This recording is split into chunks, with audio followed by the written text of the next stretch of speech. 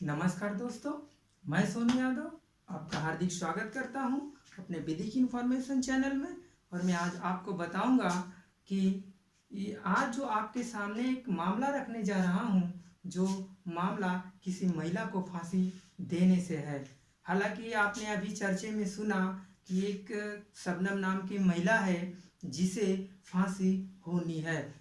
क्यों होनी है और कितनी महिलाएं हैं देश के अंदर जिन्हें फांसी होनी है, और मैं आपको ये भी बताऊंगा कि इस देश में और कितने लोग हैं जिन्हें फांसी पे लटकाया जाना है। और ये भी बताऊंगा कि पिछले 2-3 सालों में किन किन लोगों को फांसी दी गई थी, और ये भी बताऊंगा कि पिछली बार किसे फांसी दी गई। इस तरीके के मामले आपके सामने जरूर आते हैं। तो आज हम देखें कि एक ऐसा ही मामला हमारे सामने कुछ दिन पहले आया था, अमरोहा का मामला। ये अमरोहा का मामला कैसा है, ये चीज़ पे आज हम चर्चा करने वाले हैं।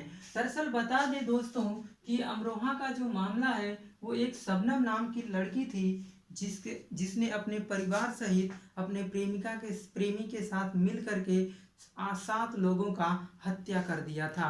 इसी की जो है कि मामला है जिसने इन्होंने क्या किया, फांसी की सज़ा होने के बाद कोर्ट के द्वारा जो इलाहाबाद हाई कोर्ट ने इन्हें फैसला दिया, उसमें इन्होंने क्या किया कि अपनी फांसी की सज़ा माफ़ करने के लिए राष्ट्रपति को दया याचिका दायर की थी। लेकिन जब दया याचिका खारिज हो गई तो ये मामला चर्चे में आ गया कि क्या अब शबनम को फांसी हो ही जाएगी। ठीक है दोस्तों, तो हम बात करें, स्टार्ट करते हुए हम आपको बताएंगे कि ये फांसी किसे दी जा सकती है, किसे नहीं दी जा सकती, मामला कब का है और अब तक शबनम को फांसी क्यों नहीं हुई, क्या रीज़न था। इन सारी चीज़ों पे आज चर्चा हम करेंगे। ठीक है दोस्तों, तो हालांकि आपके सामने जो क्वेश्चन है वो क्वेश्चन यही कह रहा है कि शबनम के अलावा वो कौन सी महिलाएं हैं जिन्हें फांसी होनी है। ठीक है दोस्तों, तो अभी तक इस देश के अंदर टोटल 35 फांसी पेंडिंग है। उस 35 फांसी में 4 महिलाएं हैं जिन्हें फांसी होनी है। उन 4 महिलाओं का नाम भी बताऊंगा। उसके पहले हम आपको स्टार्ट कर दें कि फांसी किसे हो सकती है और किसे नहीं दी जा सकती। ठीक है दोस्तों, तो बात करें कि ऐसे व्यक्ति को फांसी पर नहीं लटकाया जा सकता जो किसी लाइलाज बीमारी से पीड़ित हो या लाइलाज जिसका उम्र ता लाइलाज चल रहा हो। ऐसे व्यक्ति को फांसी पे नहीं लटकाया जा सकता। दोस्तों हम ये भी बता दें आपको कि अगर कोई व्यक्ति मानसिक रूप से बीमार है तो भी उसे फांसी पे नहीं लटकाया जा सकता। दोस्तों आगे हम ये भी बता दें आपको कि नाबालिग अपराधी को भी फांसी पे नहीं लटकाया जा सकता। सूर्योदय से पहले और सूर्योदय के बाद भी किसी को फांसी पे नहीं लटकाया जा सकता। यदि महिला गर्भवती है तो भी उसे फांसी पे नहीं लटकाया जा सकता। एक अच्छी बात यह है दोस्तों कि सीआरपीसी सीआरपीसी जो हमारी है प्रक्रिया संहिता, वो कहती है, उसमें एक धारा दिया हुआ है 416। वो ये कहती है कि यदि कोई महिला गर्भवती है तो उसे फांसी पे नहीं लटकाया जा सकता, यानी कि तब तक जब तक वो गर्भावस्था में हो। ठीक है दोस्तों, तो ये 416 जो है वो क्या करती है, गर्भवती महिला की फांसी को पोस्टपोन कर देती है। ठीक है दोस्तों, आगे बात करें, अगर हम बात करें कि यदि वो पोस्टपोन कर देती है सीआरपीसी की धारा 416, तो इसे फांसी कौन दे सकता है, का आदेश कौन देगा, तो इसे हाई कोर्ट ही आदेश दे सकती है। ठीक है दोस्तों, आगे बात करें तो अगला जो आगे जो है वो हर महीने में सूर्य के बदलते समय के अनुसार, हर महीने में दोस्तों सूर्य के बदलते समय के अनुसार ही क्या किया जाता है, फांसी के समय को निर्धारित किया जाता है। ठीक है दोस्तों, आखिरी बार जब देश में फांसी हुई तो वो निर्भया के दोषियों को हुई थी। हालांकि आप निर्भया के दोषियों को जानते ही होंगे कि सन 2012 में जो निर्भया दिल्ली में कांड हुआ उसमें 4 आरोपियों ने एक लड़की का बलात्कार किया और उसकी हत्या करके रोड के किनारे फेंक दी। ठीक है दोस्तों, तो आगे हम उसी पे बात करेंगे कि जो आखिरी बार इस देश में फांसी हुई थी वो 2020 मार्च 2020 को सुबह 5:30 बजे निर्भया के दोषियों को, 4 ऐसे दोषी थे जिन्हें फांसी पे लटकाया गया। हम आपको ये भी बता दें कि 2015 में याकूब मेनन को उससे पहले अफजल गुरु को फांसी हुई थी। ठीक है दोस्तों, हम ये भी बता दें कि 2012 में अफजल गुरु को फांसी हुई थी। ठीक है दोस्तों, 2012 में अजमल कसाब को फांसी हुई थी। अभी हम बता दें कि देश में लगभग 35 लोगों की, कितने दोस्तों, 35 लोगों की जो फांसी है वो पेंडिंग पड़ी हुई है। ठीक है दोस्तों, इनमें क्या है, इसी में 4 महिलाएं भी हैं, यानी कि 31 पुरुष हैं जिन्हें फांसी होनी है, और 4 जो है ये महिलाएं हैं जिन्हें क्या होनी है, फांसी होनी है। ठीक है दोस्तों, ये 4 महिलाएं हैं जिन्हें फांसी होनी है, जिनकी फांसी का चर्चा आपने हाल ही में एक लोगों का सुना, जो शबनम केस है। शबनम को किस तरीके की दया याचिका खारिज की गई, राष्ट्रपति ने इन्हें जो है कि क्षमा याचना नहीं किया और ये कहा कि आप जैसे लोग यदि यहाँ पर रहते हैं तो वो जो है इस तरीके का आप जो है कि जो भी चीज सोची हो, राष्ट्रपति ने उन्हीं याचिका को क्या किया, खारिज कर दिया।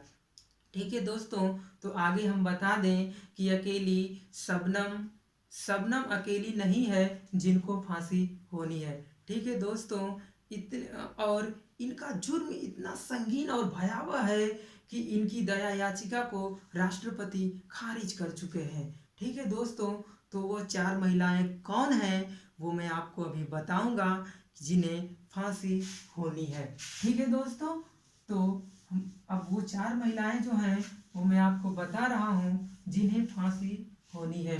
पहली महिला है शबनम। शबनम कहाँ की रहने वाली है दोस्तों, यूपी की।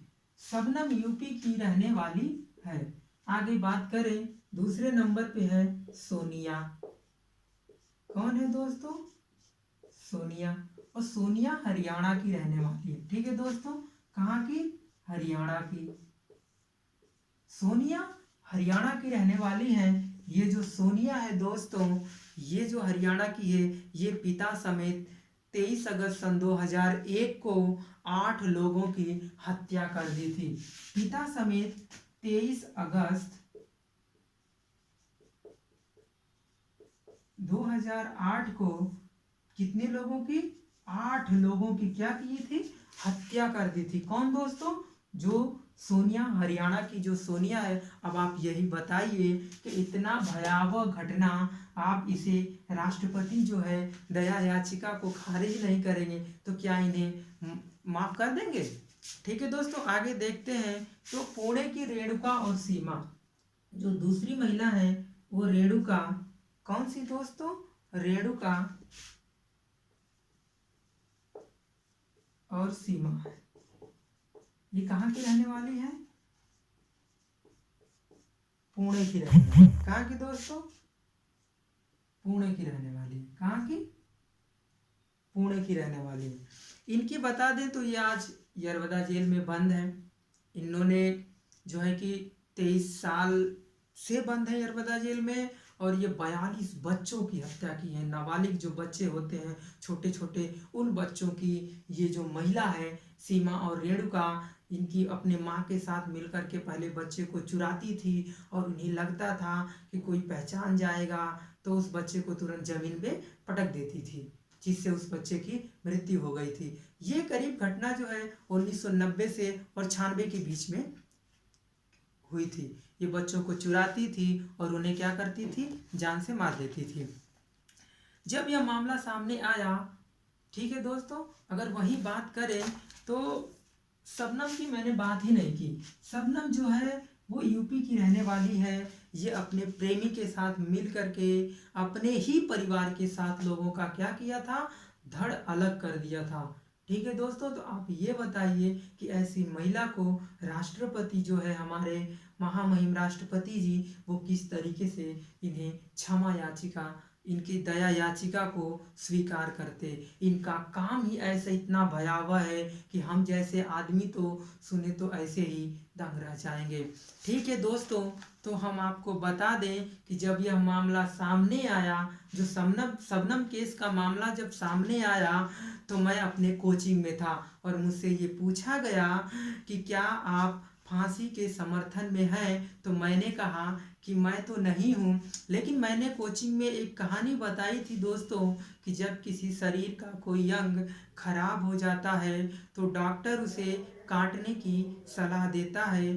तो फांसी की सज़ा भी कुछ ऐसी ही है। वो लोग जो सज़ा माफ़ करने के लायक नहीं है, उन्हें विदा हो जाना चाहिए। ऐसे में मेरा मानना है, आप लोगों का यह मानना है, किसी को लेकर आप लोग अपने विचार कमेंट बॉक्स में ज़रूर बताइएगा। धन्यवाद दोस्तों, जुड़े रहिए अपने फेवरेट चैनल विदिक इन्फॉर्मेशन से। Have a nice day.